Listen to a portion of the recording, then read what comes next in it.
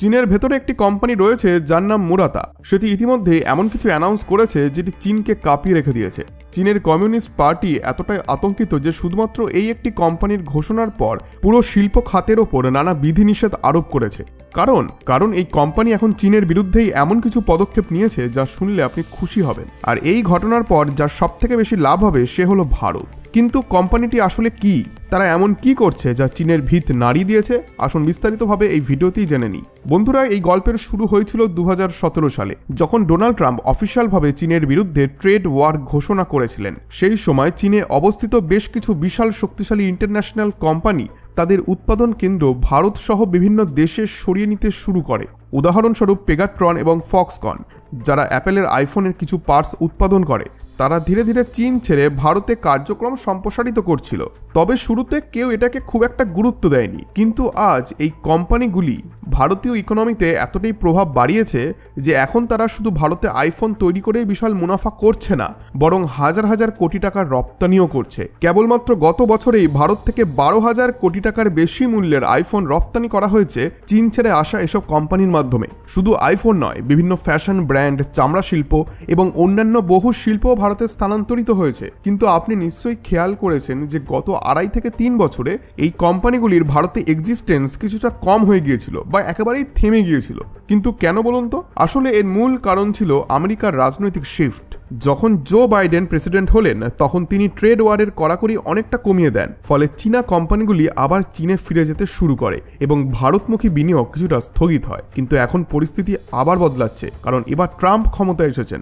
মুরাতা একটি Japanese manufacturing company যা চীনের ভিত কাঁপিয়ে দিয়েছে। মুরাতা হলো জাপানের অন্যতম বৃহৎ ইলেকট্রনিক্স কোম্পানি যা আইফোন, প্লেস্টেশন এবং সনি ক্যামেরার পার্টস তৈরি করে। এটি মূলত সিরামিক ক্যাপাসিটার, ইলেকট্রনিক কম্পোনেন্ট এবং উন্নত প্রযুক্তির চিপস তৈরি করে, যা অ্যাপেল, সোনি, স্যামসাং এবং অন্যান্য গ্লোবাল টেক কোম্পানির বিভিন্ন ডিভাইসে ব্যবহৃত হয়। বিশেষ করে অ্যাপেলের আইফোন ও আইপ্যাডের জন্য মুরাটার তৈরি ব্যাটারি এবং অন্যান্য গুরুত্বপূর্ণ পার্টস অপরিহার্য। এছাড়াও সনির প্লেস্টেশনের কিছু গুরুত্বপূর্ণ ইলেকট্রনিক্স কম্পোনেন্ট মুরাটা তৈরি করে, যা গেমিং কনসোলের পারফরমেন্সও উন্নত করে। তো এই জাপানিজ কোম্পানি সম্প্রতি ঘোষণা করেছে যে তারা তাদের উৎপাদনের 50% বেশি ভারতে স্থানান্তর করবে। এটি ছোটখাটো খবর নয়, এটি একটি বিশাল বড় অ্যানাউন্সমেন্ট। মজার বিষয় হলো এই ঘটনার ঠিক পরের দিন চীনের কমিউনিস্ট পার্টি তাদের দেশীয় কোম্পানিগুলির ওপর কঠোর নিষেধাজ্ঞা আরোপ করে। স্ক্রিনে দেখুন, চীনের সরকার কিছু কোম্পানির ওপর এম্বার্গো বা রপ্তানি ও ব্যবসায়িক কার্যক্রমে বিধিনিষেধ আরোপ করেছে। এটি মূলত একটি ব্যারিয়ার বা বাধা যাতে চীনা কোম্পানিগুলি দেশ ছাড়তে না পারে। এমনকি চীন একটি নতুন আইনও পাশ করেছে যা মোস্ট প্রবাবলি একটি ট্যারিফ বা ট্যাক্স ব্যারিয়ার হয়ে দাঁড়াবে।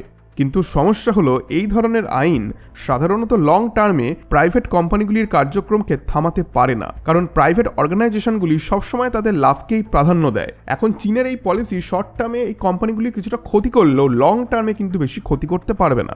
আর মুরাটাকে নিয়ে ভারতে ইতিমধ্যেই কথা শুরু হয়েছে, আর মুরাতাতেও একটি শুরু মাত্র। এরপর আরো অনেক কোম্পানি ভারতে আসতে চলেছে এবং সবচেয়ে ভালো বিষয় হলো এই কোম্পানিগুলি কেবল চিপ লেবারের জন্য ভারতে আসছে না, বরং তারা জানে যে ভারতের প্রযুক্তিবিদরা কতটা দক্ষ এবং অভিজ্ঞ।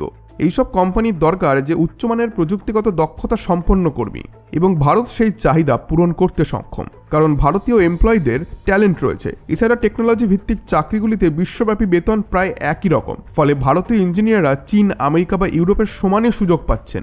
এই কারণেই সেমিকন্ডাক্টর, স্মার্টফোন এবং ইলেকট্রনিক যন্ত্রাংশ উৎপাদনকারী কোম্পানিগুলিও এখন ভারতের দিকেই ঝুঁকছে। এটি ভারতের জন্য একটি বিরাট অর্জন এবং দেখিয়ে দিচ্ছে যে ভারতের ভবিষ্যৎ কতটা উজ্জ্বল। আপনি যদি ভেবে থাকেন যে শুধুমাত্র মুরাটা কোম্পানি চীন ছেড়ে ভারতে এসেছে, তাহলে তা নয়। আপনাকে বলে রাখি যে এই মুহূর্তে টাটা গ্রুপ, আদানি গ্রুপ এবং রিলায়েন্স গ্রুপ সেমিকন্ডাক্টর উৎপাদনের বিশাল বিনিয়োগ করছে। শুধু তাই নয়, গুজরাটে তৈরি হচ্ছে ভারতের প্রথম বিশ্বমানের সেমিকন্ডাক্টর ম্যানুফ্যাকচারিং প্ল্যান্ট, যেখানে $1 বিলিয়ন বিনিয়োগ হচ্ছে। এখন যদি আপনি ডটগুলোকে কানেক্ট করেন তাহলে আপনি বুঝতে পারবেন যে আগামী কয়েক বছরের মধ্যে ভারত শুধুমাত্র চিপ ইম্পোর্টকারী দেশ থাকবে না, বরং এটি একটি নিজেই চিপ এক্সপোর্টকারী দেশে পরিণত হবে। রিসেন্টলি ডোনাল্ড ট্রাম্পের সরকার আরও কঠোর নিষেধাজ্ঞা আরোপ করেছে চীনের ওপর। বিশেষ করে হুয়াওয়ে, এসএমআইসি অর্থাৎ চীনের বৃহত্তম চিপ প্রস্তুতকারক কোম্পানি, এদের বিরুদ্ধে সেমিকন্ডাক্টর টেকনোলজির রপ্তানির ওপর কঠোর বিধিনিষেধ আরোপ করা হয়েছে। এর ফলে চীনের সেমিকন্ডাক্টর ইন্ডাস্ট্রি ব্যাপক সংকটে পড়েছে এবং তাদের ওপর প্রেশারও রয়েছে। এখন তারা উন্নত প্রযুক্তির জন্য বিকল্প খুঁজছে। এখন এই বিকল্প হবে ভারত। আজকের দিনে চীনের অর্থনীতি ধীরে ধীরে দুর্বল হয়ে যাচ্ছে। কোভিড পরবর্তী সময় চীনের অর্থনীতি পুনরুদ্ধার করতে পারছে না, কারণ বিদেশি কোম্পানিগুলি চীনে বিনিয়োগ কমিয়ে দিয়েছে। এর প্রধান কারণ হলো চীনকে কেউ আর ট্রাস্ট করতে পারছে না। এরপর চীনের কঠোর রাজনৈতিক নিয়ন্ত্রণও রয়েছে এবং বিজনেসে অস্থির পরিবেশ রয়েছে। বিশেষ করে চীনের জিরো কোভিড পলিসি এবং অপ্রত্যাশিত লকডাউনের ফলে বিদেশি কোম্পানিগুলি চীন থেকে সরে যেতে বাধ্য হয়েছে। এর ফলে যা হয়েছে, চীনের প্রবৃদ্ধি ধীর হচ্ছে, বেকারত্ব বাড়ছে এবং নতুন বিনিয়োগ আসছে না।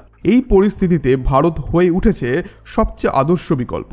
প্রশ্ন হলো, ভারত কিভাবে এই সুবর্ণ সুযোগের সর্বোচ্চ সুবিধা নিতে পারে? প্রথমত, ভারতকে অবশ্যই তাদের উৎপাদন ক্ষমতা আরও বাড়াতে হবে। এক্সিস্টিং ইনফ্রাস্ট্রাকচার ছাড়াও নতুন ইনফ্রাস্ট্রাকচারকে আরও উন্নত করতে হবে। ইন্টারন্যাশনাল ফ্যাসিলিটেড ম্যানুফ্যাকচারিং হাব তৈরি করতে হবে। আর তৃতীয়ত, ভারতকে অবশ্যই বিশ্বস্ত ব্যবসায়িক অংশীদার হিসেবে নিজেকে প্রতিষ্ঠিত করতে হবে। এই তিনটি বিষয় সফলভাবে বাস্তবায়ন করতে পারলেই আগামী 10 বছরে ভারত হতে পারে নতুন গ্লোবাল ম্যানুফ্যাকচারিং পাওয়ার হাউস।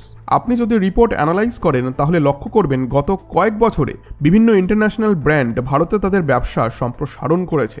এটি কেবল স্মার্টফোন বা ইলেকট্রনিক্স কোম্পানিগুলির মধ্যেই সীমাবদ্ধ নয়। বিশ্বের সবচেয়ে বড় কার ম্যানুফ্যাকচারার, ফ্যাশন ব্র্যান্ড এবং এমনকি মহাকাশ সংস্থাগুলিও এখন ভারতে বিনিয়োগ করছে। উদাহরণস্বরূপ টেসলা, যেটি ভারতে তাদের প্ল্যান্ট স্থাপনের প্ল্যান করছে। এছাড়াও নাইকি, অ্যাডিডাস, পুমা এবং জারার মতো ফ্যাশন ব্র্যান্ডগুলি এখন ভারতে বেশি উৎপাদন করছে, কারণ এখানে উৎপাদন খরচ কম এবং স্কিল্ড লেবার রয়েছে। এখন একটি প্রশ্ন, যে ভারত হঠাৎ করেই কেন এত জনপ্রিয় হয়ে উঠেছে? তো দেখুন বন্ধুরা, এখানে ভারতের একটি ক্লিন স্ট্র্যাটেজি ছিল, সেটি হচ্ছে মেক ইন ইন্ডিয়া ইনিশিয়েটিভ। আর এই মেক ইন ইন্ডিয়া থেকেই এখন মেক ফর দ্য ওয়ার্ল্ডের দিকে এগিয়ে যাচ্ছে ভারত। আপনার নিশ্চয়ই মনে আছে 2014 সালে প্রধানমন্ত্রী Narendra Modi make in India উদ্যোগ শুরু করেছিলেন। প্রথম দিকে এটি ছিল ভারতীয় কোম্পানিগুলির জন্য দেশীয় উৎপাদন বাড়ানোর একটি পরিকল্পনা, কিন্তু সময়ের সাথে সাথে এটি রূপ নিয়েছে মেক ফর দ্য ওয়ার্ল্ডের উদ্যোগে, যার লক্ষ্য শুধু ভারত নয় বরং গোটা বিশ্বে পণ্য রপ্তানি করা। এর ফলে ভারতে তৈরি পণ্যের গুণমান উন্নত হয়েছে এবং বিশ্ব বাজারে ভারতীয় পণ্যের চাহিদা বেড়েছে। তো বন্ধুরা, এখন বিশ্বের অর্থনৈতিক ভারসাম্য ধীরে ধীরে পরিবর্তন হচ্ছে। যেখানে একসময় চীন ছিল বিশ্বের কারখানা, সেখানে এখন ভারত সেই ভূমিকায় আসতে চলেছে। বন্ধুরা, মুরাটা কোম্পানির ডিসিশন নিয়ে আপনাদের কি মতামত? আপনাদের মতামত অবশ্যই জানান কমেন্ট বক্সে, এবং ভিডিওটি ভালো লেগে থাকলে ভিডিওটিতে একটি লাইক এবং চ্যানেলটিকে এখনই সাবস্ক্রাইব করে দিন। ধন্যবাদ।